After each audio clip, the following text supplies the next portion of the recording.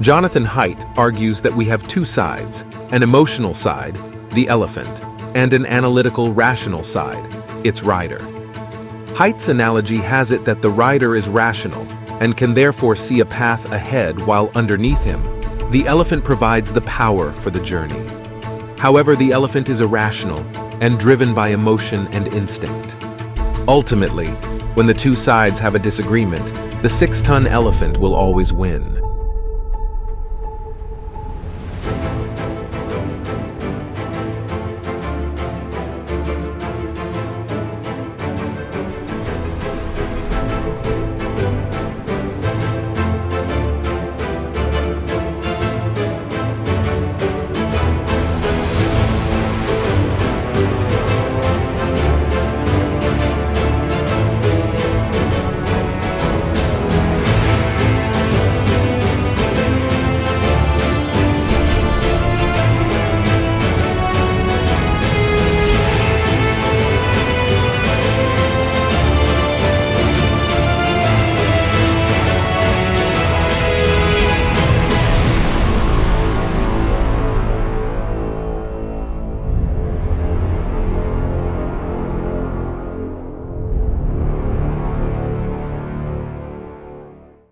Libera Civitate, the capital city of Libertalia. The shuttle port buzzed with life. A diverse range of aliens and humans were scurrying about. Tourists, mercenaries, migrants, dock workers. They were all among the crowd. It was a beautiful autumn day. The alien birds sang their songs and the sunlight shined through the leaves on the trees. A lone shuttle slowly pulled into the port and docked in one of the hangars. A strange figure, covered head to toe in armor, guided them on their way in. His face was hidden behind a complexly designed gas mask. One could easily guess that he was a mercenary from his unique choice of attire. Before long, the hum of the shuttle's engines died down. Lena, Beth, and Tix affixed their gaze onto the pilot's seat. Lauren sat silently for a few moments, unmoving. They couldn't see his face, but they could hear him release a sigh before he finally stood up. He turned to face them, and it was obvious how exhausted he was. They had been crammed on that shuttle for just over 16 hours, and Lar never once left the pilot's seat. He stared past the trio at the covered body lying in the corner. Very few words had been spoken by any of them on the flight to Adamo. They kept chatter to a practical level. No one had the courage to speak more than was necessary. Lena could have sworn that the only time she heard Lar speak was to check in with the control towers at the shuttle port. Grab your things. They have a triage tent set up for Miss Meyer. Lena gave him a nod in return. Beth's wound wasn't anything severe. Her armor must have taken most of the impact. Tix and Lena removed the metal object from her abdomen and bandaged the wound as best as they could. It seemed to have done the trick. The bleeding had stopped, and Beth claimed that the pain in her stomach subsided rather quickly after removing the foreign object. Still, Lena was grateful to have someone more competent in the medical field check over Beth's injuries. Her and Tix weren't exactly doctors, after all. Lar tapped a control console on the wall, and the door of the shuttle hissed in response before opening. Lena offered a shoulder for Beth to lean on, but she insisted that she was capable of walking on her own. To Beth's credit, she was holding up a lot better than at the start of the flight. A little rest seemed to have done wonders for her physical state. Her emotional state, on the other hand, was far more damaged. The scars that couldn't be seen were the ones that would linger on for far longer. The group stepped off the shuttle, and Lena took a wafting breath of clean, unfiltered air. She had literally just taken her first steps into a whole new world. And in spite of everything that had happened to get her here, it still managed to feel so right, like this was exactly where she was supposed to be. Lar was approached by the man that had guided them into the hangar. The two of them gave each other a silent greeting before speaking. The man in the gas mask spoke first. His filtered voice reverberated down their very spines. Good to see you in one piece. The same can't be said for Matt and Oliver, I'm afraid. The man nodded.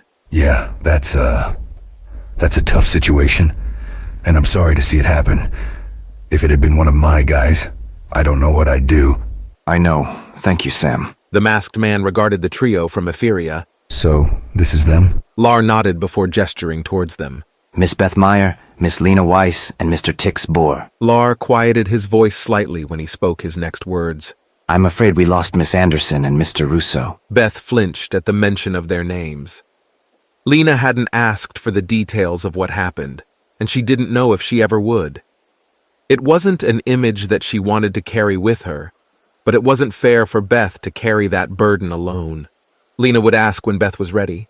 She just needed a little time. My condolences. Lar cleared his throat before returning to a more neutral tone. Allow me to introduce Mr. Sam Liu. His mercenary company works for Mr. Weber.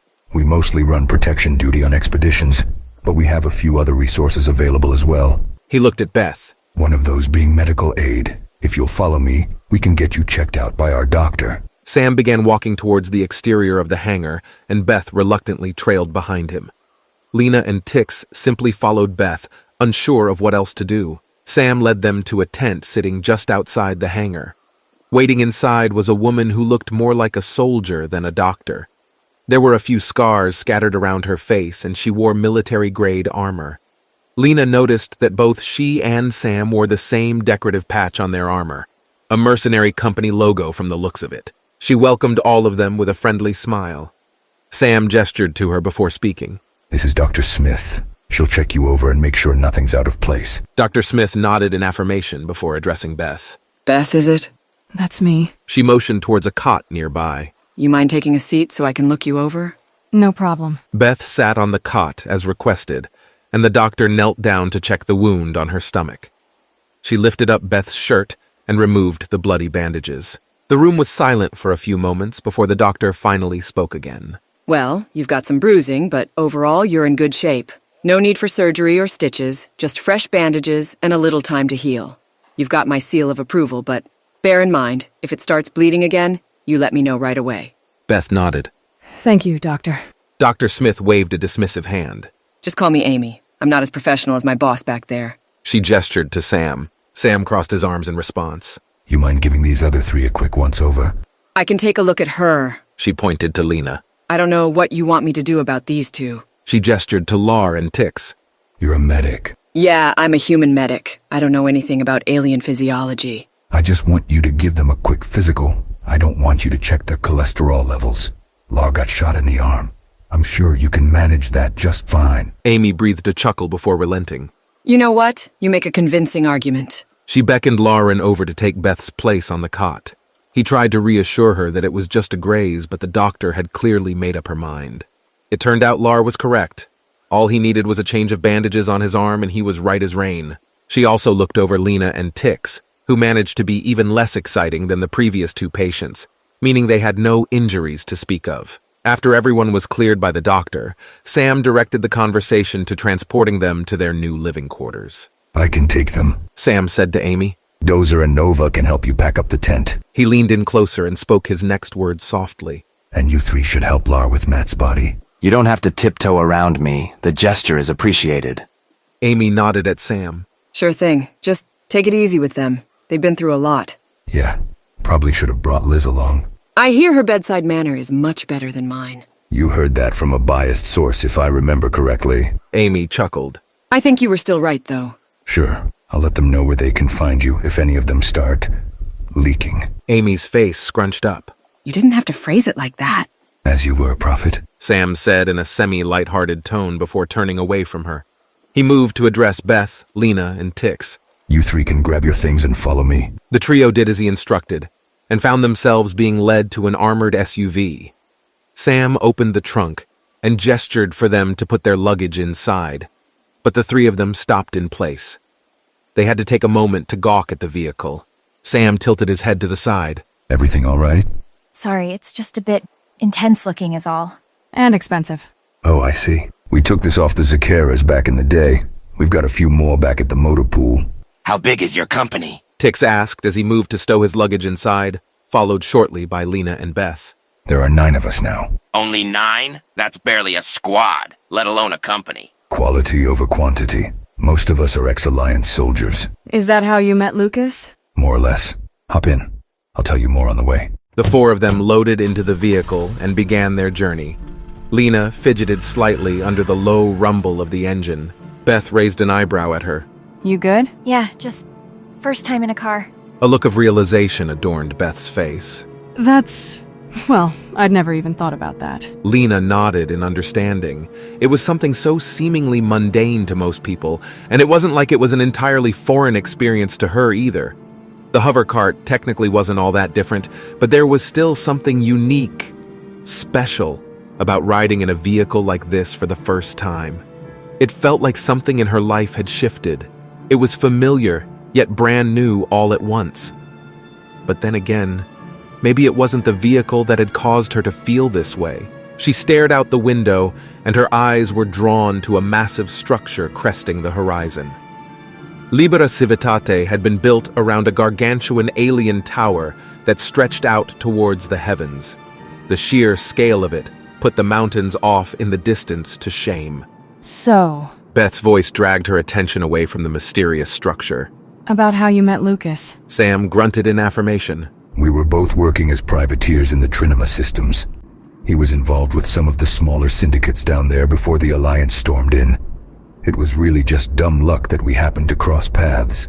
What do you mean he was involved with the syndicates? You don't know? Would I have asked if I did? Lucas was running with smugglers and pirates back in the day. He made a lot of money doing it, and he made even more when we went after the Zakiras. It undercut their entire business, and he swooped in to fill the hole in the market. Working as a privateer gave him temporary immunity from Alliance justice, and he took full advantage of it. He had to cut and run like everyone else when the Alliance issued him his pardon. Holy shit, so that's where his fortune came from. Beth shook her head. Then, why the hell were we living in squalor on Kyria while he was off raiding merchant ships or whatever the hell he was doing? I mean, did he not even know how bad things were for us? Sam sighed. I shouldn't have said anything. Look, whatever you want to know about Lucas, you should ask him yourself. It isn't really my place to be telling you these things behind his back. Jesus Christ! My mom had nowhere to go. No one she could turn to, if he had even bothered to keep in touch with her. Lena grabbed her shoulder to calm her nerves. Hey, don't be so quick to jump to conclusions. You don't get it. All this time, all these years, he could have been helping her, but for some reason chose not to. I do get it, okay? I do. But don't get too in your head with this. We're here because of Lucas. The only reason that we're not still on Etheria is because he cared enough to find you. Try to be a little charitable and hear him out. Yeah? Or he only cared about finding the artifact and I was just a convenient way of getting it. Lena shook her head. What's gotten into you?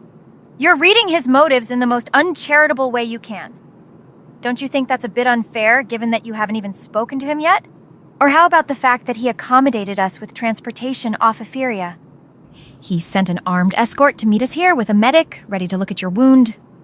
That same escort that's taking us to our new living quarters that he's graciously providing for us. Okay, Jesus, if you're trying to guilt-trip me, it fucking worked. I wasn't trying to guilt-trip. Look, can we just drop it for now, please? Lena sighed in frustration, but she would comply with Beth's request. She looked apologetically at Sam and Tix in the front seats. This wasn't the time or place to be getting into a heated argument. Not that cutting off the conversation made it any less awkward, but Lena made a silent promise to herself that she would confront Beth about this in private. The rest of the journey was silent. It started to feel like the shuttle ride all over again. Lena hated that they had to drag that extra baggage with them. She felt foolish in a lot of ways. She knew Logan had something of a reputation for being ruthless, but she had never seen it firsthand. Technically, she still hadn't. She was just feeling its effects for the first time. She liked to tell herself that she understood the risk, that she knew what could happen if Logan found out about their plan. But did she really? If that was the case, why did she feel so shell-shocked when Beth told her Gabe and Priscilla didn't make it? Why did she still have trouble accepting the reality that was staring her in the face? Maybe it was simply grief, her coping mechanism for dealing with something so traumatic. Then again, maybe it's because she never truly understood the consequences of defying Logan until now. As much as she liked to pretend that she wasn't as naive as everyone seemed to think she was, maybe they were right. Maybe her optimism blinded her. Maybe she's to blame for the deaths of her friends. Before her mind could descend further into the dark abyss, her attention was captured by several structures coming into view out of the corner of her eye. There was an influx of humans and aliens all crowded together. There were vendors and carnivalesque stalls set up around the area. Shops and taverns lined the square. Her mind raced back to the fairgrounds that Gabe had been looking forward to seeing. Normally, seeing this would have given her a sense of excitement. Under different circumstances, she'd be making plans to come visit this place as quickly as possible. But now, it just served as another reminder of what they'd lost to get here. The vehicle pulled onto a paved lot not far from the fairgrounds, and from her position, she could see a domed building with incredibly ornate rounded architecture. There she is. Lena shamelessly gawked at the building. Libertalia's Museum of Galactic History, massive in scale and very aesthetically pleasing to the eye. It bordered an impressively sized lake, and patrons seemed to already be pouring in. Upon further examination, Lena could make out several more buildings on the same lot, making the grounds comparable to a small campus. The more she was exposed to Lucas's operation, the more intimidated she felt by it. To say that this was way outside the realm of what she was expecting would be a colossal understatement. Her surprise wouldn't end there, though. Sam drove all the way through the infant campus and pulled onto another road that followed the lake. They found themselves driving through an area littered with lakeside cabins. Though they didn't quite fit the image of a cabin that Lena had in her head, they were much more modern in architecture. Many of them were multi-storied with outdoor decks raised above the water. They looked like the kind of cabins one would shell out a pretty penny just to vacation in, let alone buy and rent out. And they were suspiciously close to the museum grounds as well. When Sam said he was taking them to their new living quarters, this couldn't possibly have been what he meant, could it? It would be far too accommodating for Lucas to put them in such exotic conditions for no charge. Then again, the exact details of this arrangement didn't have enough time to be fully developed with how rushed it all was. Perhaps a cut of their pay would be going into the accommodations. Not that they knew how much they would even be paid for this job. Regardless, her question had been answered when Sam pulled the vehicle into a lot near 3 identical cabins. One was notably smaller than the other two, but still more than suitable. And here's your quarters. He pointed towards the smaller cabin. This one we set up for Tix specifically. It's stocked with Bregian food, furniture, and other avian amenities. That's incredibly generous. Lucas doesn't skimp out on his employees. He gestured to the 2 larger cabins. These 2 we stocked to house 2 humans each. But given that, His voice softened. Given that your circumstances have changed, I guess it's up to you if you'd like to share a cabin or separate yourselves out. Lena and Beth looked at each other, both hoping to get an answer from the other, but it was clear that neither of them had an obvious preference. Picking up on this, Beth made a quick decision for the both of them. We'll share a cabin. Lena raised an eyebrow at her sudden change in tone, but agreed with her regardless. We've been sharing a house for the past decade anyway, so it's not anything new. Sam nodded. Just let Lucas know if you ever change your mind. The 4 of them exited the vehicle and removed the luggage from the trunk. Sam handed Beth and Tix keycards for their respective cabins before escorting them to their front doors. Sam made sure to point out a cluster of larger cabins further up the road. Just up that way is my company's quarters. Amy's cabin is the closest to you. If you ever need anything medical related, just give her a ring. There's a contact list on one of the counters with all of our Vic IDs in case you ever need it. He gestured down the opposite direction towards the museum. And Lucas's cabin is the closest one in that direction in case you ever need him. Beth gave him a curt nod, but Lena felt more compelled to voice her appreciation. Thank you, Sam. We really do appreciate how generous you've been. Sam shrugged. I haven't done anything aside from playing a glorified chauffeur. I'm sorry that the guy in the mask was the only one available to get you here. Lena raised an eyebrow at him. If you don't mind me asking, is there a particular reason why you wear that mask? Sam chuckled humorlessly. Let's just say it's in your best interest that I keep it on and leave it at that for now. Lena nodded, choosing to let it go, though she had to admit, it now piqued her interest. Anyway, I'll leave you 3 to get settled in. I'm sure you could do with some sleep and some food after, well, what you went through. Lucas said he would stop by to see you at around 18:30, assuming that's okay with you, of course. Fine with me. Me too. Tix simply nodded alongside them. I'll pass it along. Like I said, if you have any issues, we're just up the road, and if you can't find us there, just head up to the museum. There's always at least a couple of us there during the day. We'll keep that in mind. Thanks again for everything, Sam. No problem. Welcome to Libertalia, Sam said with a wave, as he walked back to the armored vehicle. Well, I don't know about you two, but I hear a bunk calling my name. He inserted his key card into his cabin's card reader, and the door clicked in response. Same here. See you later. After a quick nod, Tix disappeared into his new living quarters. Beth followed his example and unlocked the door to her and Lena's cabin. Lena followed her inside, luggage in tow, and took in the surroundings of her new home. An open floor plan, just like the farmhouse on Eferia, though admittedly a little bit smaller. She would still describe it as nicer than the farmhouse, though. Cozy was probably the most apt term.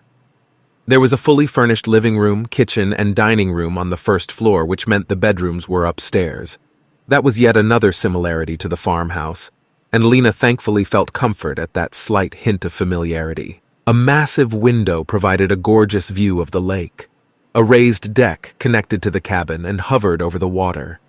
The deck extended to all three cabins like a connecting thread.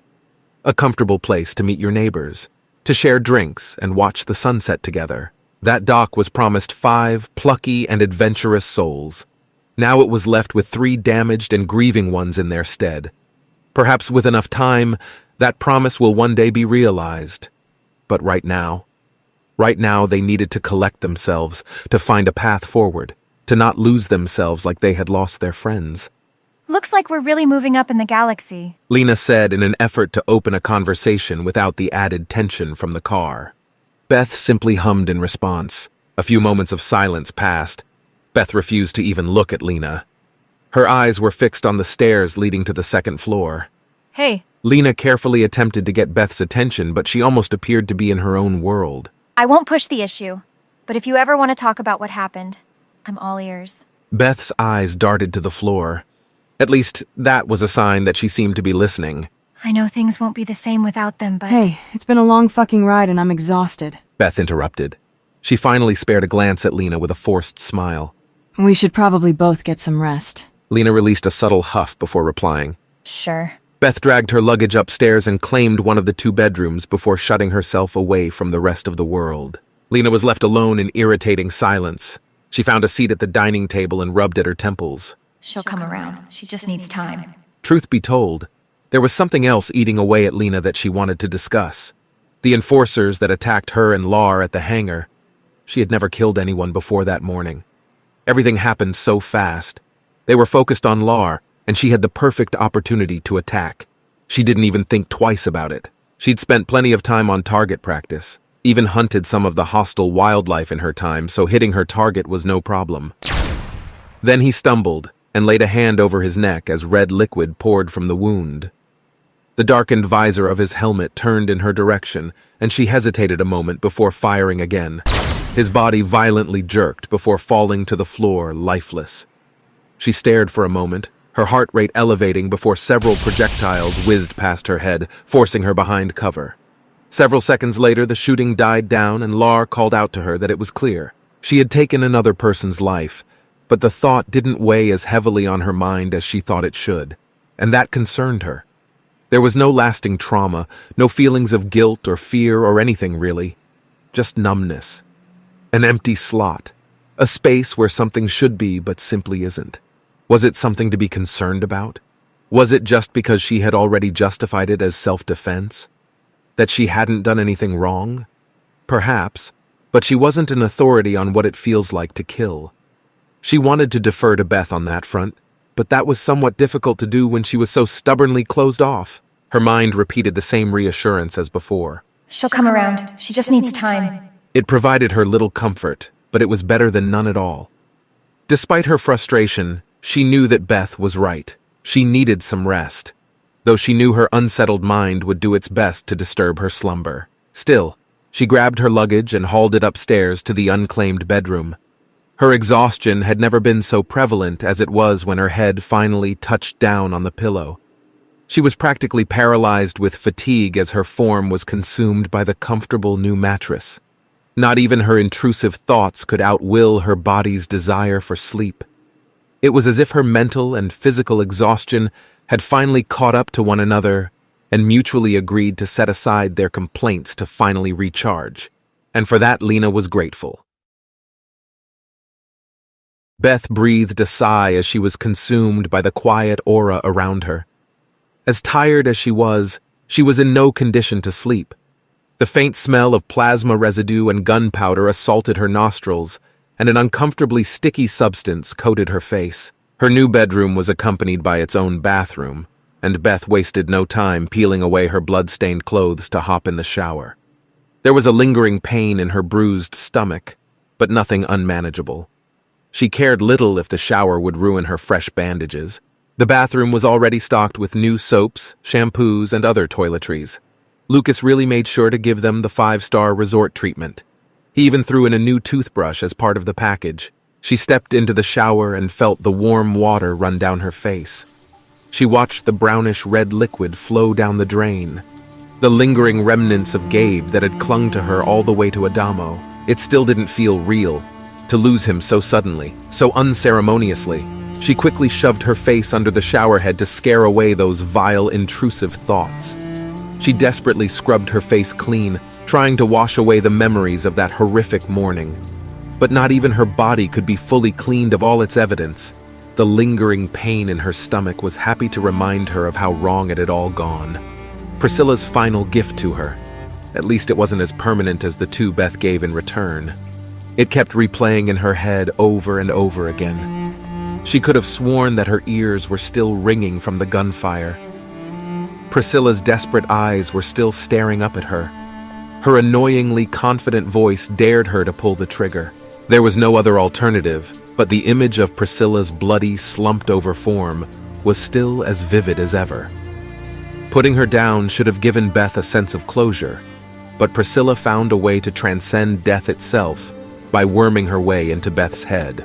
The water came to a stop, and Beth sat still for a moment. The subtle droplets hitting the shower floor sounded like pouring rain in the otherwise silent room. She dried herself off and stared at the woman in the mirror. She had bags under her eyes, and there was a certain deadness to them. Beth felt uncomfortable looking at her, but just couldn't muster the strength to peel her eyes away. The woman, much to Beth's dismay, made a silent vow to follow her everywhere she went. She could refuse to look all she wanted. It wouldn't change who she was. Beth recalled the conversation she had with Gabe the night before it all happened. She yearned for the comfort of his words once more, the silent promise to be better than they were, the giddiness he made her feel. She wanted to believe that there was a path forward for herself, that Gabe's vision for her could still be actualized. But after what happened with Priscilla, she felt that hope die with both of them. But she would never give up that same hope for Lena. She would prove Priscilla wrong and give Lena the life she deserved, even at the cost of her own fulfillment. She pulled away from the mirror and garbed herself in fresh clothing. The inviting new bed beckoned her into its comforting embrace. Even as sleep overtook her, her mind continued to face the onslaught of dark, intrusive thoughts that guaranteed to keep her restless.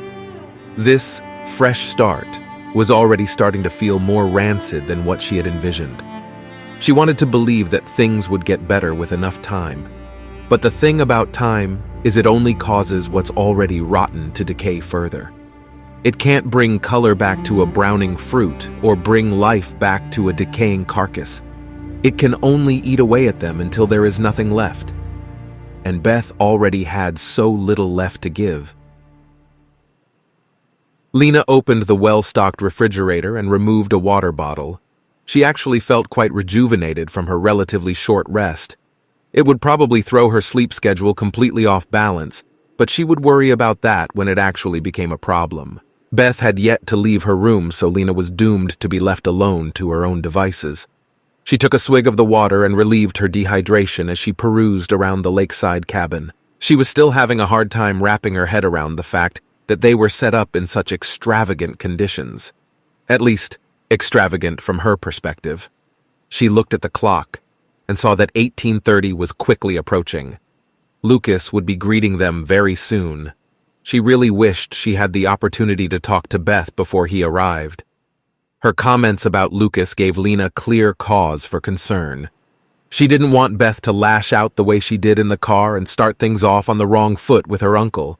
This was their first meeting after all. Lena would feel heartbroken if it set a tone of hostility between them. one that she would undoubtedly have to mediate. Footsteps coming from upstairs caught her attention. She looked up towards the landing just in time to see Beth shuffling her way to the staircase. Her eyes found Lena for barely a second before they went back to the floor. She descended to the first floor and brushed past Lena without a word on her way to the kitchen. Lena crossed her arms and tilted her head. Beth still refused to look at her as she grabbed herself a water from the fridge. She closed the fridge door and stared at the reflection on its surface. Her eyes went to Lena's judgmental figure standing over her shoulder. She released a breath before finally giving in. Okay, I get it. You have something you want to say. Lena resisted the urge to scoff. This was more than she had gotten in the past day, and she wouldn't squander the opportunity. I'd like to talk to you, not at you. Another breath escaped Beth before she complied and turned around to face her friend. She gestured as if to say, "Go on." Man, where do I even start? Look, I wasn't there. I didn't see what happened, and I'm not going to push you if you don't want to talk about it, but the offer is open if you ever need to vent, okay? I'll just leave it at that. The thing I will push you on is your comments about Lucas. I mean, you're about to meet your uncle for the first time in your life, and I just can't shake the feeling that you're going to blow up at him with a flurry of unfair accusations. Beth shook her head. That's not... She cut herself off and stumbled through her words for a second before sighing. No, you're right. I was being uncharitable before. With everything that happened, I'm going through some shit that I need to work out, and I lashed out at Lucas the second I had an excuse to do so. I'm starting to feel my standards for trust get more and more strict, and that blinded me to everything Lucas has already done for us. So, I guess I should say thanks for keeping me from going over that line. Or trying to, at least. Lena felt tension begin to loosen in her shoulders as her arms fell to her sides. She was grateful that Beth hadn't been more standoffish in this encounter, that she was willing to admit fault in her actions from before. Lena gave her a warm smile. Just promise me you'll treat Lucas fairly when he gets here. Sure, I promise. That would have to be good enough. It was already a heck of a lot better than in the car. Hopefully now her mind could rest easy on at least one thing. But there was still the matter of the hangar shootout to discuss. Lena didn't really know how to ease her way into this topic, so she decided to just take a leap and see what happens. So, there is something else that's been bothering me. Beth raised an eyebrow but made no move to interrupt her. Remember when I said that we were attacked by a group of enforcers while you were gone? Yeah? Lena absent-mindedly twiddled her fingers and released a sigh. I killed one of them. She paused a second to gauge Beth's reaction. She looked surprised but didn't show any sign of concern yet. I didn't hesitate, just saw my opportunity and took it. She clicked her tongue. The thing is, I don't really feel much of anything. I mean, I can't stop thinking about it, but I'm not feeling anything, and I don't know if I should be. And that's when the concern came out. Beth shook her head sporadically. No, that's something to be grateful for, actually. Maybe you're right, but I should still be feeling some kind of remorse, right? Listen, you're going to drive yourself crazy if you keep trying to overthink this. You have no obligation to feel bad that you don't feel bad. He would have killed you without a second thought. You're just showing him the same courtesy. Lena shrugged. It just seems a bit cold. The galaxy is brutal and unforgiving. Sometimes you have to be a little cold. Lena released an uneven sigh, unsure if having this conversation made her feel better or not. Sure. I guess it'll take some getting used to is all. Try not to worry about it. The sooner you can get it out of your mind, the better. Lena reluctantly nodded in affirmation. The advice sat uncomfortably with her, but she still decided that she would do her best to follow it. The conversation ended there, and it wasn't long before a knock on the door interrupted the newborn silence. Beth and Lena looked at each other knowingly. The time had finally arrived. Lena gestured toward the door. So, you ready to finally meet your uncle? Beth took a breath as her eyes traveled to the door. As ready as I'll ever be. She began walking towards the object separating her from her uncle. Lena followed suit, wanting to give her the silent support she so clearly needed. Beth's hand reached out and twisted the knob. She gently swung the door open to be greeted by a stocky cowboy with a full beard. He clutched the metal sphere in one of his hands. His lips curved up into a friendly smile when he saw them. Oh, good evening. Do you think you could help me find someone? It wasn't quite the aesthetic nor the accent she was expecting. You see, recently, a little birdie told me that news of my niece's supposed death had actually been greatly exaggerated, and I must say, I think I can finally believe him. Although he gave off a cheery demeanor, Lena could see a hint of sadness reach his eyes. You know, the last time I saw you, you were too young to even walk. Now you're... He gestured in Beth's general direction. You look just like Hannah. Beth nodded uncomfortably. Well, She cleared her throat. that's one way to open a conversation. I'm sorry that I don't have any memory of She waved a hand towards him. you. It's all right. I didn't expect you to. Why don't you come in, Lucas? Her and Beth stepped out of the entrance for him. Thank you. It's Lena, right? Yes, sir. He reached out a hand for her. It's nice to finally meet you. She graciously shook it with a friendly smile. Word about you has traveled around. So people keep telling me. It's notoriety well earned, I assure you. He gestured to the dining table. Mind if I sit? Not at all. He maneuvered his way over and pulled out a seat for himself. Beth and Lena moved to sit across from him. So how's the cabin so far? All your accommodations being met? Anything else you need? Oh, no, you've been incredibly gracious. We couldn't possibly ask for anything more than you've already provided. Lucas waved a dismissive hand. It's no trouble. If there's anything I can do for you, anything at all, don't hesitate to ask. You're technically my employees in an official sense now, and that makes you my responsibility. Well, this already feels like a massive step up from our last employer. I'm grateful to hear that. How exactly is this whole arrangement going to work? With the museum, I mean. Tix alluded to us becoming artifact hunters. Lucas nodded. And you've proven that you're qualified for the job. He sat the artifact on the table and slid it towards Lena. I imagine you're itching to know what all the fuss is about with this thing. Lena took the artifact into her hands and looked it over. It's crossed my mind. You weren't the only one looking for it. No, I wasn't. The Froon Shah were the ones who outbid me, our neighbors to the east. Neighbors? Libertalia isn't the only nation-state on Adamo. The Froon Shah settled here not long after we did. They're obsessed with those massive towers all over the planet. Like that one at the center of the city? Yup, they've got one of their own out east. So, what are the towers then? Why are they so interested in them? That's a mystery we have yet to solve. All we really know is that the artifact is somehow connected to them. That if the Froon Shah get their hands on it, they'll have access to something immensely dangerous, which would be bad for us considering they're not our biggest fans. Why not? You'd have to ask them. They've been aggressive and territorial ever since they arrived on the planet. They wanted us to hand over our tower to them, and when we refused, they began marching soldiers onto our borders.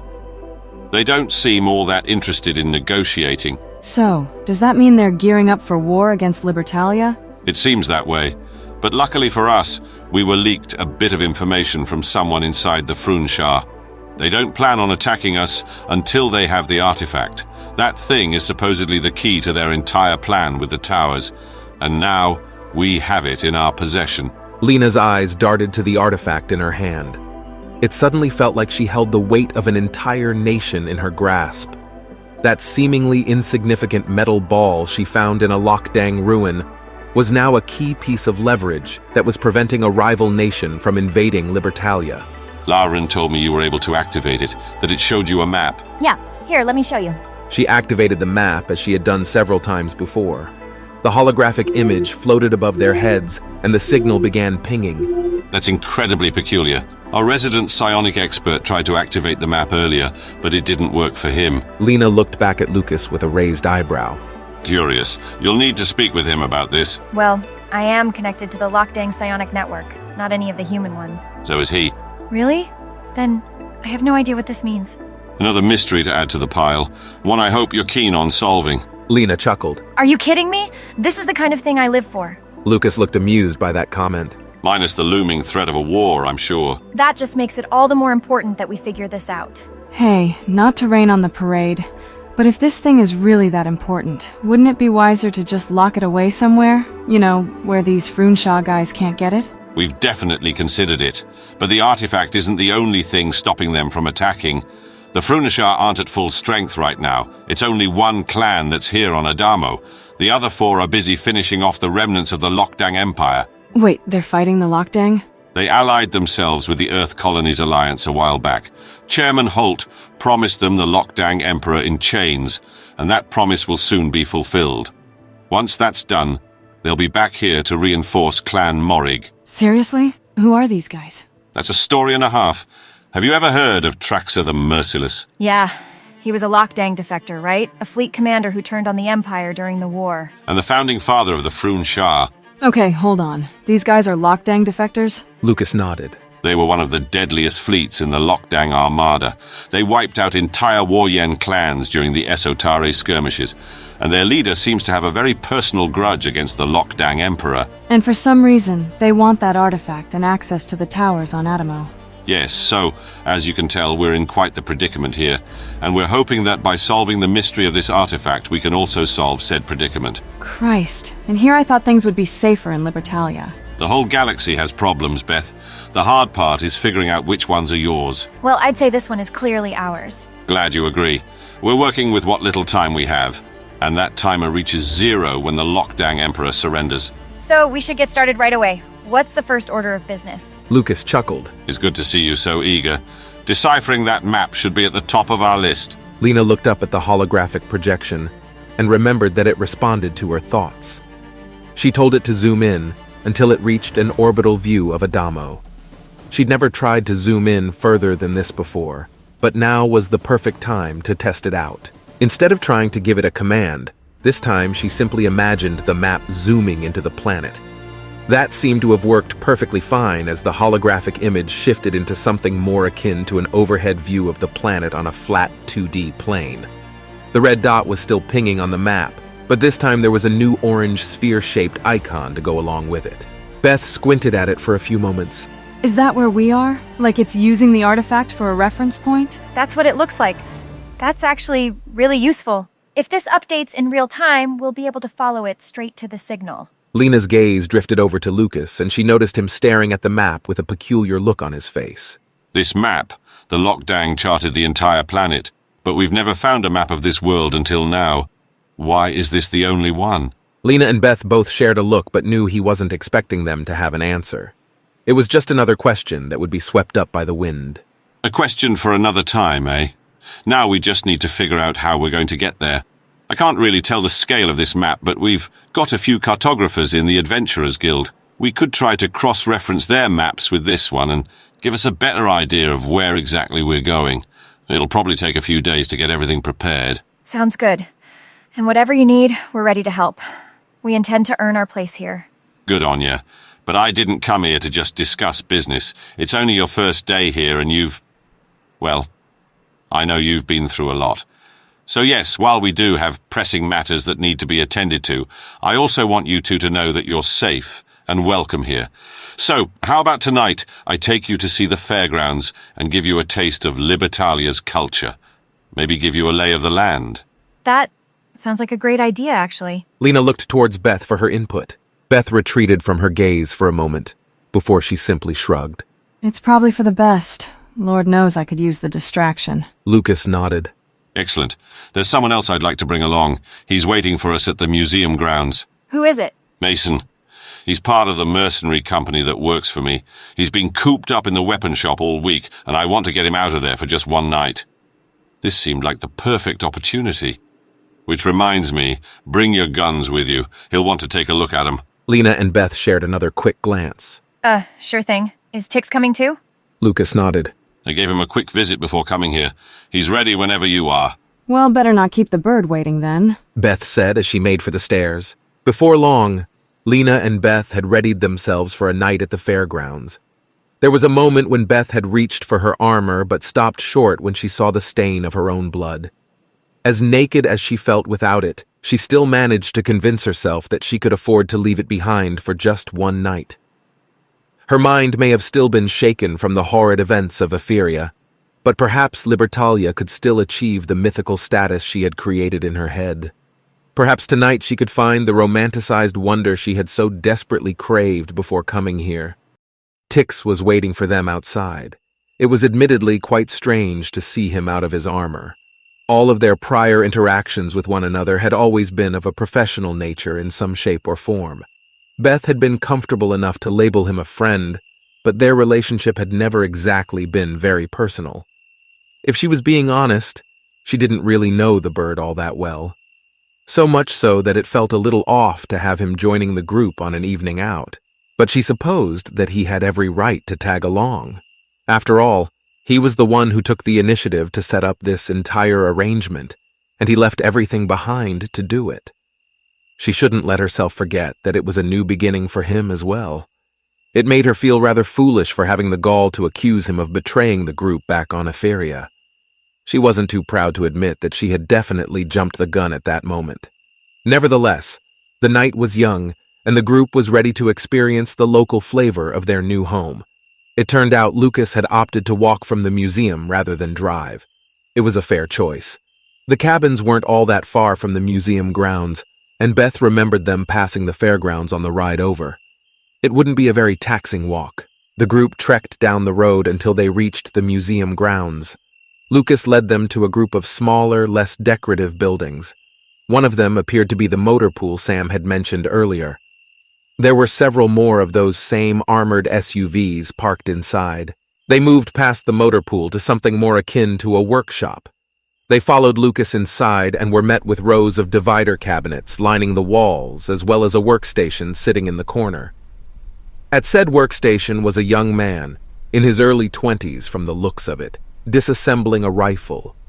He seemed laser-focused and didn't even acknowledge them when they got closer. Still working on that gun? Lucas asked, grabbing the man's attention. He stopped what he was doing and gave Lucas an annoyed look. Yeah, I'm working on this gun.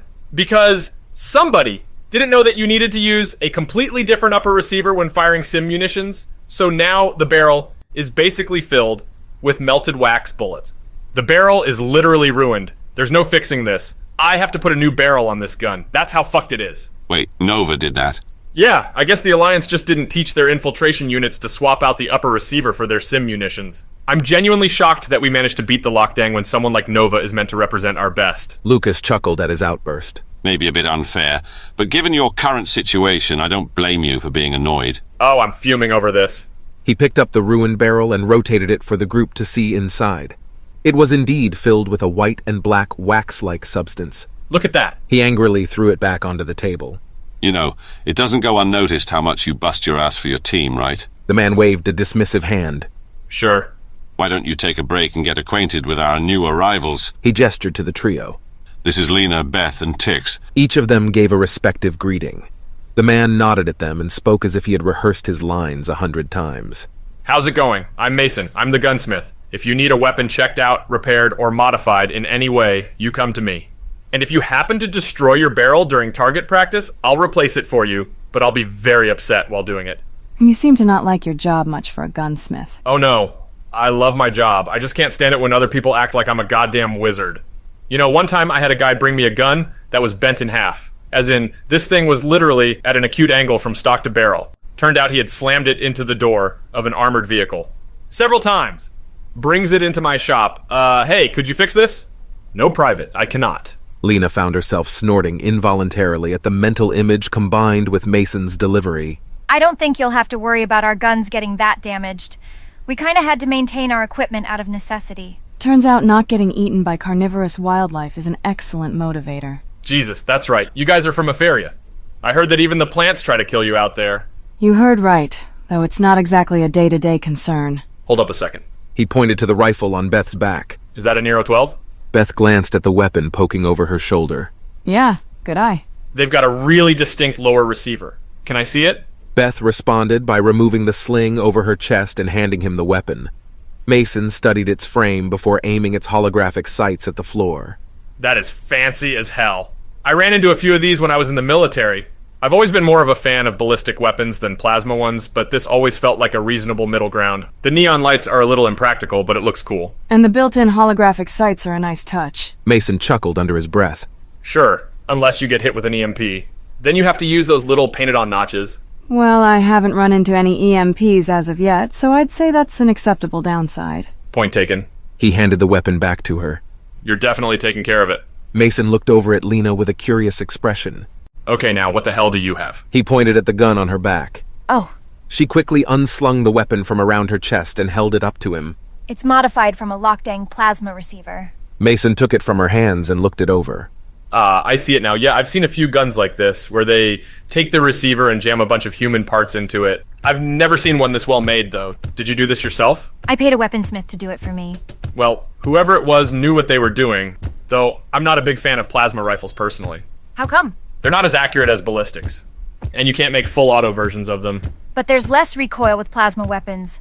Plus, they're easier to maintain. Yeah, but ammo's a little harder to come by. And there's a lot of different types of ballistic ammo, so there's more specialization. But that means there's also a lot of useless variations, too. Okay, I will concede that there is absolutely no reason to make a gun that shoots 308 full auto. Yeah, because by round 3, you're shooting at the moon. I have no argument against this. So, it's settled. Plasma weapons are superior. No, because lower fire rate, less accuracy, and less specialization. More recoil, harder to maintain, and useless variants. Alright, Colony Kid, how about we settle this argument on the range? Your gun versus mine. Beth quietly laughed at the idea. Lena was a decent shot, but she wouldn't stand a chance against a trained Alliance soldier. The challenge would determine which marksman was better, not which gun. But Beth decided to hold her tongue, because she admittedly found the whole situation incredibly entertaining. Okay, you're on, Privateer. Point me to the range. Mason handed her gun back. Follow me. He began walking in the direction of a downward staircase in the corner of the building. Lena quickly trailed behind him. Beth, Lucas, and Tix absent-mindedly followed them. Lucas looked at Beth with a dumbfounded expression. I hope you know, this isn't at all what I had in mind when I brought you three here. For the first time in too long, Beth felt a genuine laugh thump in her chest. It's alright, I'm kinda loving every second of it. Maybe we should be placing bets. My money's on the Privateer. That's too bad. I was gonna bet on him too. I'll be sure not to tell Lena. Lucas sighed. I just hope this puts Mason in the mood to get out of the shop for a few hours. Mason led them to the basement of the building, which contained a rather impressive shooting range. There were several firing line positions that could be used to see downrange, all separated by panes of glass. Mason and Lena set up in firing positions right next to each other. There was already a rifle and a stack of loaded magazines at Mason's station. He'd clearly intended to come down here for some recreational fun on his own time. It was starting to click with Beth why he was so eager to issue this challenge to Lena. Mason handed out hearing protection to the group and explained to them how the firing range worked. Parameters of the range could be changed at will from a control console. Mason set it up to where some targets would move and others would be stationary. He also set it up to where they would fall when shot. The goal was simple: shoot more targets than your opponent. He selected 21 targets, so there was no chance for a tie. When he asked if she was ready, Lena replied with a cocky scoff and one more dig at his precious ballistic weaponry. Mason ignored her and tapped the console. A loud buzz signaled the start of the challenge. The two of them readied their weapons and waited for the targets to pop up. The first wave had 10 targets. Mason wasted no time dropping one of them. Lena was quick to recover, but not before Mason could take down a second. After Mason took down a third target, Beth noticed a change in his actions. Lena had started missing a few of her shots when she realized she was falling behind, but suspiciously, Mason had also started missing his targets at the same rate as her. Before long, she had caught up to him and almost overtook him at the very end. Round 1 concluded with a tie, 5-5. Before long, the buzzer sounded again for the second and final round. The last 11 targets popped up and the competitors opened fire. This time, it was Lena who took the first shot and hit her mark. She barely maintained a 1-target lead on Mason until she reached her 5th target. Mason dropped both his 4th and 5th targets in less than a second, giving him the tiniest of leads right at the end. Lena fired a bolt of plasma into her number 5 and took aim at the final target. They were neck and neck, only one target separating them from victory. Beth noticed Mason take aim at the target, but he held his fire. Was he about to let her win? Lena took aim and pulled the trigger. A plasma projectile was launched straight at the target. But then, mere milliseconds after Lena had fired, another shot went off. The ballistic projectile flew past the plasma bolt and hit the target first. Lena's shot just barely grazed the target as it fell to the floor. It took a few seconds for everyone to process, but they had all seen it clear as day. Mason took the victory by the skin of his teeth, though Beth had clearly observed him doing it deliberately. Mason ejected the magazine from his weapon and cleared the chamber. Lena flicked on the safety to her own rifle and looked at Mason through the glass that was separating them. Her mouth hung agape, flabbergasted at her victory being stolen from her. Mason chuckled at her expression. Everyone removed their hearing protection and Mason turned to Lena. One thing I forgot to mention about the downsides of plasma weapons: slower muzzle velocity. Lena's lips curved into a smile as she laughed at his remark. I guess you've proven your point then. Ballistic weapons are better. Mason shrugged. A gun's only as effective as the person shooting it. You gave me a real run for my money there. Beth smirked as she crossed her arms. She knew full well that Mason could have completely wiped the floor with Lena if he so desired. The fact that he chose not to and praised her marksmanship on top of that was fairly commendable. I really thought I had you at the end. It was a close call. I think we should do it again sometime, but with both of us using the same weapon. Sounds like fun. You guys probably have all sorts of guns I've never shot before. I've got access to the armory. You can try whatever you want. Lucas cleared his throat. Oh, sorry guys. Got caught up in the moment. It's all right. I suppose it counts as getting him out of the shop. Let me guess. My old man put you up to this. Well, it was actually your mum who talked to me about it, but your dad gave a little bit of quiet support to the idea while he was there. So what did they tell you to do? Get me to hang out with the new arrivals? Not quite. I was planning on showing them the fairgrounds. Your parents just asked me to bring you along. Mason chuckled bitterly. Of course they did. Not like they'd take the time to do it themselves. Gotta offload that work onto somebody else. Lucas released a frustrated sigh. Okay, I didn't intend to turn this into a therapy session. I just want to give your parents the peace of mind they're looking for. So, are you coming along or not? Mason crossed his arms and looked to be mulling it over in his head.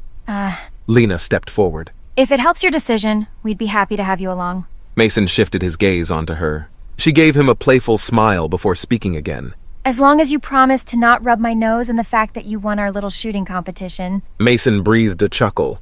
Will you allow me to have just a little light bragging? She crossed her arms. All right, but only if I get a rematch. Mason hummed thoughtfully. Well, looks like I've been convinced to tag along. Beth watched the whole exchange with an amused expression. It felt absolutely devious in the best way possible, of course. Lena always seemed to have a special talent for endearing herself to other people. There was an undeniable sweetness in her interactions with others that often caused them to soften around her. Beth often wondered where she learned such techniques. Skulking around Lockdang ruins certainly didn't give her the opportunity to develop her charisma. Those thoughts aside, Lucas looked positively relieved that Lena was able to convince Mason to tag along. No time to waste then. Come along. Oh, wait. Should we leave our weapons here? Lucas shrugged. It's up to you. There's no regulations for weapons in Libertalia. A real anarchist's paradise. It's not really anarchy when you have a system of laws that protect private property rights. Laws that are only enforced by private courts and security firms, if I'm understanding that correctly. That would have been the case a couple of years ago.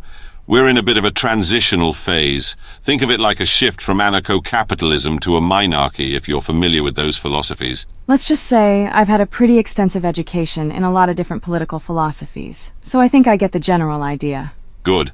Means I don't have to bore everyone by explaining it. So, you leaving your weapons or not? I'll be keeping mine close at all times, thanks. I believe I'll be following your example. Well, I feel a little weird visiting Libertalia's cultural hub with a rifle on my back. Feel free to leave it down here. It'll be safe. She nodded and did as he suggested. Mason left his own weapon next to hers. With that out of the way, the group finally set out to reach their initial destination. They exited the armory and walked in the direction of the fairgrounds. So, Mason, armor is an interesting trade. How'd you end up with that gig? I spent 4 years with the Alliance, and it was just kind of the job I fell into. I went through basic, did my on-the-job training, and I was sent to a forward support company. And the way that worked was now, instead of pulling from a whole shop full of experts and mechanics, instead of pulling from a whole team of armorers, you now had one armorer. Private First Class Mason Liu. Lena tried to bite back the laugh that had squeezed its way out. I knew how to fix guns from my training, but I didn't know how to order parts or how to fill out forms, and they basically said, figure it out. I had to go through every manual for every weapon that was used by the 6 infantry companies I was supposed to support, and just wing it. That sounds awful. Yeah, it pretty much was. 4 years later, I resigned and joined my parents' company. Right. I picked up on your last name. That was your dad we met earlier, wasn't it? The big black-suited son of a bitch with the mask? Yeah, that's him. Surprised he even told you his name. It was actually Lauren that introduced us. I take it he's not a people person.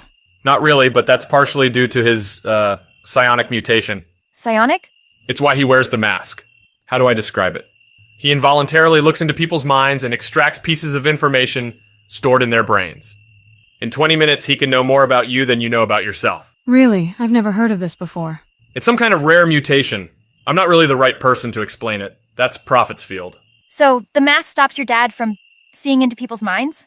It normally only triggers when he makes eye contact with someone. The mask is fitted with some kind of psionic nullifier to stop it from happening. Christ. The more I learn about psionics, the more it feels like magic. It's just energy, right? Sure, the kind of energy that can be used to attack your nervous system or read your mind. Certainly nothing groundbreaking in the scientific field whatsoever. Though crudely delivered, I see your point. Tix made a squawking noise at their banter. You humans and your obsession with psionics. Briggs used to believe that the Lockdang mastered psionics because they transcended beyond the physical plane of existence. Now we think they were just children playing God. Lena shook her head. It took a painstakingly continuous and coordinated resistance across the Empire to finally end the Long 87, and the war that followed is still going on 34 years later. The Lockdang may not be gods, but they're far from children. They could probably teach us a lot about psionics. I guess that means you'll be leading the future Lockdang Rehabilitation Program, where they pay their debts to galactic society by enlightening us with their vast knowledge of holy transcendence. You joke, but I think it's a genuinely good idea. The conversation was cut short when the group saw the lights of the fairgrounds just ahead of them. The faint sound of music echoed through the air. Patrons of all different species across the galaxy mingled and participated in all the fair had to offer. Enthusiastic vendors sold alien food and drinks from their stalls. People were participating in an assortment of charming little games and activities. As the group got closer and closer, they could hear chatter and laughter amongst the crowds. It was an atmosphere that Beth and Lena were completely unfamiliar with. Public gatherings on Etheria were never this energetic, this vibrant and full of life. Lucas took the lead and showed them his personal favorite stalls. He regaled them with the historical and cultural context behind every food item, every game, every trinket. A veritable encyclopedia of knowledge on every species they came across. He seemed to know most of the vendors by name, and the ones he didn't know treated him like he was a local celebrity. The people genuinely seemed to love and admire him, and he, in return, seemed to extend that same love and admiration right back to them. It was obvious that his presence held serious weight in Libertalia, or at the very least, in Libre Civitate. It only added to the list of nagging questions lingering in Beth's mind about why Lucas never seemed to be a part of her or her mother's lives. As tempted as she was to confront him about it, she wanted to wait until they had more privacy, when there was a lull in the excitement of the evening, and when Lena was distracted enough to not interrupt them. Lucas continued to lead the group through the fairgrounds. There was a collection of stalls dedicated to Breggian culture, where two female vendors were practically fawning over Tix. He must have been quite attractive by Breg standards, given how forward the two ladybirds were. When the group was ready to move on, Tix opted to stay behind, no doubt preferring the company of two female Bregs over the group of humans. Beth cheekily wished him luck as the group departed. With each step, they could hear the music getting louder and louder until they reached the very heart of the fairgrounds. A band of mostly human members were performing a series of songs similar to traditional Irish and Scandinavian folk music. Beth was certain she'd heard a few sea shanties whilst perusing the stalls with Lucas. The group stopped at an outdoor dining area with several tables set up in view of the stage. They all took a seat, and Beth spared a look at the band. They definitely embraced the pirate aesthetic. Many of them wore ragged clothing and moved with overly exaggerated gestures as they performed, and there were a lot more of them than she had initially realized. They played an assortment of string and wind instruments. The lead female singer had an incredibly powerful voice that drew the attention of anyone close enough to hear it. Beth listened to the words of the song and picked up on its historical context. The mention of Governor Woodes Rogers caught her attention.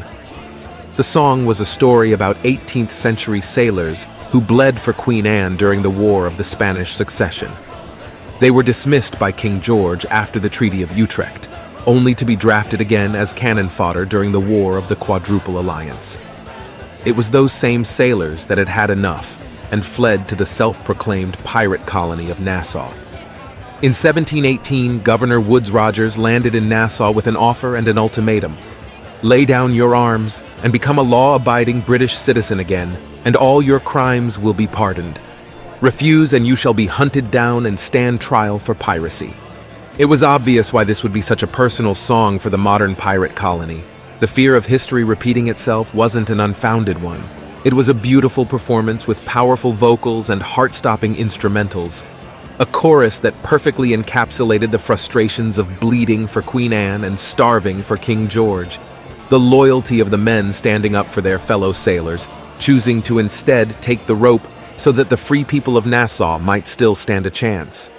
By the time the song had ended, Beth was so enthralled that she found herself instinctively clapping at the performance without even thinking. Perhaps understanding the real history behind the song had shifted something inside of her. The passion and dedication of the sailors was nothing short of inspiring, and Beth couldn't help but feel envious of that sense of belonging, of patriotism, of having a home you were willing to die to defend. She was taken from Curia against her will, but it never felt like home. The Alliance facility was nothing more than a glorified prison where she was treated like a lab rat. Etheria was a pretty picture with a rotting frame. And now Libertalia. Only time would tell. She was taken out of her thoughts when she noticed Lena giving her an amused look. Call me crazy, but you looked like you were really into that song. Beth scoffed as she rolled her eyes. I'll have you know, I'm an avid admirer of the arts. Lena snorted. Uh-huh. So you were reading Shakespeare in between Jonathan Haidt and Darren Acmoglu, were you? Excuse me? The elephant and rider metaphor is a very artistic analogy of the relationship between our logical and emotional minds. Wow, Beth. That was the most intellectual you've ever sounded. Psh, I can sound smart when I want to. Which is not very often, apparently. Okay. Beth turned to Mason. Do me a favor and kick her ass the next time you two hit the range. The girl needs some humbling. Mason laughed as he threw up his hands defensively. Hey, this beef is between the two of you. I'd rather not be dragged into it. Beth almost muttered something about him and Lena ogling each other all night but held her tongue. Instead, she simply crossed her arms in scorned silence. Before long, Lena's eyes were drawn to a large crab-like creature at one of the sections of the fair. Based on Beth's limited knowledge of other species in the galaxy, she could make an educated guess that it was a shelvet that had caught the attention of her friend. Lena mentioned something about a drink called Acra that she had tried a few days prior and asked Lucas if the shelvet stalls happened to sell any. When he confirmed that they did, Lena was quick to excuse herself from the table. Mason opted to join her, leaving Beth and Lucas at the table alone. Lucas had an amused look on his face as he watched Mason and Lena walk away. Those two have really seemed to hit it off. Beth chuckled. I don't think I've ever seen her flutter her lashes before. I guess gun nerd is her type. I never would have guessed. Lucas chortled at her comment, but he then stayed quiet for a few moments as his expression slowly shifted. He started to look significantly more serious than he had a few seconds ago. Before long, he released a sigh. What happened, Beth? Beth raised an eyebrow. What? The shuttle crash. 10 years on Etheria. How did it all happen? Well, geez, that's How much detail are you looking for? I mean, how much do you even know already? Lucas hesitated a moment. I guess, let's back up a bit. I know about the Alliance taking you away from your mother. I know that you were sent to colony worlds to find psionically gifted children. And I know you were shot down trying to take Lena to the same Alliance facility you were taken to. Just assume I don't know many other details from there. Okay, let's see if I can fill in the gaps. I'm not psionically gifted like Lena. You could say I'm a one-trick pony. And that trick is the ability to feel the presence of other psionic users. Aside from that, my psionics are worthless. My escort team brought me to Etheria where I found Lena. We put her and her parents on our shuttle and were shot down trying to leave the atmosphere. You took her parents with you? Yeah. Mike, the leader of my escort team, was a bit of a bleeding heart. He didn't want to just take their child and leave them to fend against Etheria's gangs, so he offered them sanctuary until the Alliance could get the Trinema systems under control. His quote-unquote good deed ended up being a horrible lapse in judgment. I'm sorry to hear that. I guess it put me on a new path. Who knows where I'd be now if it never happened. Not here, that's for sure. Probably not. Lena, she's my sister in every way that matters. Getting her off of Etheria, giving her a better life is what motivated all of this. Well, her and my other friends. And now she's the only one left. Gabe and Priscilla, right? It still stung to hear their names. Yeah. I can't even begin to tell you how wrong things went on Etheria. Give it your best shot. Beth sighed. Lucas, this isn't a simple thing to discuss. The truth of what happened that night. I don't want Lena to know. The only way I'll tell you is if you make me 2 promises. The first one, promise me you'll never utter a word of it to anyone else. Lucas sat back in his chair and eyed Beth for a moment, clearly taking in the weight of this conversation. I can do that. What's the second promise? Beth took a deep breath. She had been anticipating this moment all night. Tell me why you weren't in my life. Why you have all of this wealth and never used it to help us. His facial expression had shifted. What was it? Sympathy? Guilt? His eyes fell to the table. I never meant for it to be like this. Mom worked the Cineum mines to support me. I never saw her, never had a real relationship with her. Beth, I tried to help her, I did, but she wouldn't take my credits. I lost her respect a long time ago. I was always the problem child, getting into trouble, stealing and killing to get by. Hannah didn't want to live that life. She wanted to live honestly, even if it meant living in the gutter. The whole reason I started smuggling was to support her. I fell in with a gang for her. She hated it, hated what it turned me into. She was terrified I would get myself killed, terrified I'd paint a target on her back. And she was right. I tried to change. I accepted the Alliance's pardon and hoped I could finally make an honest living like she always wanted me to. But then... He finally looked at her with sad eyes. She lost you and she refused to even speak to me. I tried reaching out to her. I go to Korea every month. I knock on her door, but when she sees that it's me, she locks it and ignores my pleas to let me in. Your mother is suffering without you, Beth, and I'm tortured with the knowledge that I can't help her. Now it was Beth's turn to look at the table. It's been 10 years. She's still mourning me? You're her only child. She'll be mourning you until the day she dies if we don't tell her you're alive. So you haven't told her yet? Lucas shook his head. She won't take my calls. A text might come off as a cruel way of getting her to speak to me. I fear the only way of doing this is for you to show up on her doorstep, personally. I want to. I do. I just don't know how I'm supposed to prepare for something like that. What? I'm just going to knock on her door and say, "Hey Mom, I'm back." It's not the worst idea. It's a start, at least. Beth sighed. Sure. Just so we're clear, I'll do it. I don't want you to think that you need to bend over backwards to convince me. But I'm not ready to just rush into this right away. Would it be too selfish of me to ask for a few days? Lucas patted her shoulder. Not at all. Just don't let your own grief stop you from healing your mother's. Well, speaking of grief, I guess I owe you an answer to what happened on Eferia. She finally looked back at Lucas. He was waiting patiently for her to continue. Lucas, Priscilla sold us out. She told Logan, she killed Gabe, tried to kill me. Her hand hovered over the injured point on her abdomen. She's the one that shot me. Lucas looked at her with a steely gaze. I assume you did more than return the favor. I left her with 2 in her skull. I knew her for over a decade, and she just turned on us. Like all that time meant nothing to her. Life is most complicated when dealing with the things and the people we care about. Some people are willing to choose certain things over you, and you're left wondering if they ever cared about you at all, or if it was simply a lapse in judgment that they would take back if given the chance. Priscilla seemed pretty set on her choices. I still see her face. I keep playing our last conversation over and over in my head. She thought she was saving Lena, that leaving Eferia was a death sentence. Lucas nodded in understanding. And Gabe was hope. Hope for a better future. Hope of making up for all the things I did for Logan and the fractured. Hope to be better. And Priscilla gunned him down and left his body to rot like he was nothing. I have a lot of regrets in this life, but finishing her off isn't one of them. I don't care what kind of person that makes me. Is that why you won't tell Lena? You're afraid she'll see you differently. It's not just that. She wouldn't understand. Priscilla was one of her only friends. How would she react if she found out that not even a lifelong friend could be trusted? She couldn't cope. I don't think you're giving her enough credit. It's not about giving her credit. She doesn't need to carry that kind of weight. I don't want something like that to shape her view of the galaxy. To change her into something she's not. I understand, but if I may be so bold, it sounds like you're holding on to her too tightly. Sheltering her from hard truths like that will only make her resent you. I'm not trying to shelter her. She can shoot a gun. She can defend herself. She's free to see the galaxy through an unfiltered lens and form her own conclusions. But this is too much. Lucas released a quiet, thoughtful hum. I may not agree with your choice, but I'll honor my promise. No one will hear a word of this from me. I appreciate it. That wasn't something I planned on sharing with anyone. Then I'm grateful that, out of everyone, I was the one you chose to share it with. You pulled us off of Eferia without any hesitation, and your family, for whatever that's worth. It's worth enough, for both of us. I guess it is. I think we might be a bit dysfunctional, though. Really? What gave you that idea? Just a weird feeling. Beth was grateful that the conversation didn't devolve into a screaming match. But now she had a new set of weights placed onto her shoulders. Her mother's broken heart needed mending. Hell, her whole family needed mending. Lucas clearly blamed himself for destroying the relationship between him and his sister.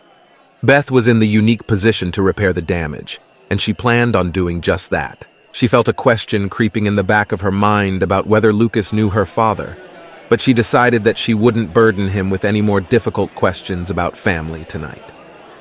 No, tonight they would enjoy themselves. Tonight she would let herself get engrossed in the cultural marvel that was the fairgrounds. In that briefest of moments, Beth breathed a sigh of relief and actually allowed herself to feel okay. Perhaps things really would be better in Libertalia. She had not been 2 weeks from shore when down on her a right whale bore. The captain called all hands and swore he'd take that whale in tow. Soon may the whaleman come to bring us sugar and tea and rum. One day when the time is done, we'll take our leave and go.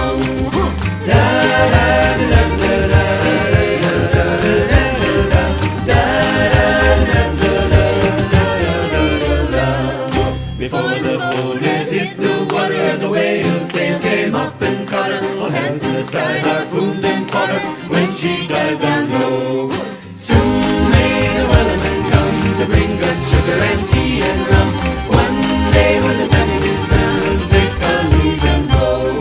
The line was cut, no whale was freed, and the captain's mind was not on greed. But he belonged to the whalesman's greed, she took that ship in tow.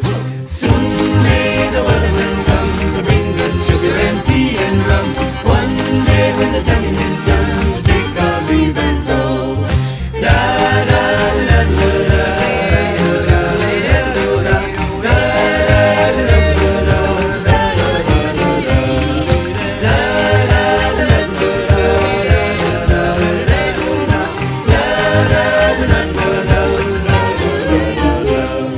For 40 days or even more, the line went slack and tight once more. All boats were lost, there were only 4, still that whale did go. Soon may the whaleman come to bring us sugar and tea and rum. One day when the tonguing is done, we'll take our leave and go. As far as I've heard, the fight's still on, now the line's not cut and the whale's not gone. The whaleman makes his regular call.